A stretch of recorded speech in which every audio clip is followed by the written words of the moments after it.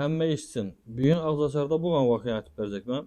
Bir Ağzasara varıp kaldık. Ağzasılığından keyin stol okat tartılındı. Abişni karma pişken eken. Molla bana eldine asobi geldi da. Ne o dedi göğüsleri köp bulup geldi. Adını azaltıp tuttu. Şöyle Molla bu okatlanmadı. 2-3 kask yedi de az kazanım ağrı bir uyada azrak yiyin dedi de şöyle koydu da keyin paytan o köçeye çıktık. Köçeye çıkkanda yani danışaydı sağın basıp görüştük de Molla bu okatlanmadı sıkıntı sıkma desem özüňem bilip tursan ki neçe okatlanmanyny bike dedi da. Yok ben işte sana haberim yok tısık mı desem tap bire dedi göç yemek yegenini ok kaldım dedi. Sen dedi şunçalı adam küzetedi dedi görediler dedi ülke dedi. Şu narsani halka yetir dedi da. Ağzaçaran mollanı çakırgan vaxtında alakada görmeňli o adamı. Hemme hatarı okat berilsin, okat tartılsın.